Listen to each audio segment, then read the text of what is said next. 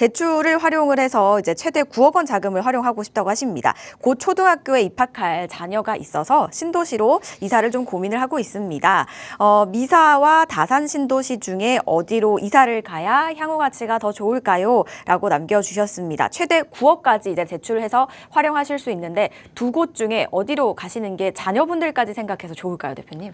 이게 자녀가 있으면 아무래도 신도시를 찾을 수밖에 없기는 해요. 그쵸? 뭐 인프라가 형성이 돼 있고 학교, 뭐 학군, 그리고 뭐 상권 같은 거, 병원이라든지 이런 것들이 도보권으로 좀 이동이 가능해야 뭐 자녀 키우기가 사실 용이하긴 하죠. 그런 부분들 때문에 신도시를 많이 찾는데 사실상 우리가 이제 9억이라는 지금 금액을 말씀을 하셨는데 9억 정도로 서울 전체를 놓고 봤을 때 쾌적하면서 최근에 지어진 신도시급 아파트 단지들을 찾기가 쉽지가 않아요. 그러다 보니까 지금 언급하신 미사라든지 다산이라든지 경기도권으로 많이 빠지시기는 하거든요.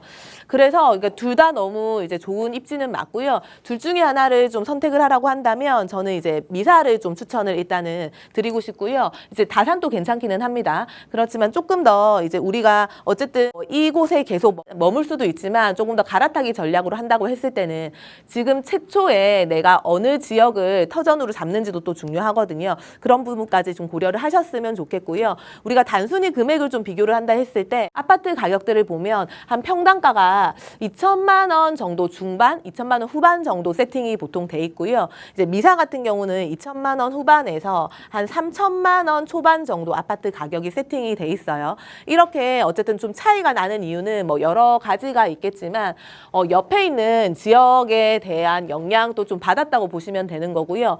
다산 같은 경우는 우리가 바로 옆에 뭐 노원구라든지 아니면 중랑구라든지 이런 지역들이 좀 밀집이 되어 있는 위치를 가지고 있는 거고요. 반면에 미사 같은 경우는 어쨌든 옆에 강동구라는 그래도 중상급지의 입지를 좀 가지고 있다고 보시면 되죠. 이 두 지역 간에 맞춰가지고 비율대로 나머지 다산이라든지 미사 신도시의 가격이 좀 세팅이 됐다고 보시면 되는 거고요. 또 하나는 이제 둘 다 너무 좋지만 둘 다 베드타운은 맞아요. 그쵸? 좀 뭔가 주거지 위주로 되어 있는 지역인데 미사가 많이 이제 떠오르고 각반받고 가격이 계속 좀 이게 치고 가는 이유가 뭐냐면 바로 옆에 강동구 쪽에 여기 고덕비즈 밸리랑 되게 근접하게 되어 있거든요. 여기 업무타운이 들어오면서 이 업무타운 자체가 올해만 하더라도 한 1만 2천 가구, 향후 26년도까지 5만 가구 정도의 일자리가 창출이 돼 이 자족도시로 변모를 하는 지역이거든요. 그러다 보니까 사실은 소위 얘기해서 미사역에서 5호선을 타고 한 2번에서 3번 정도 이동을 하면 사실 근접하게 업무타운까지 갈 수 있는 입지다 보니까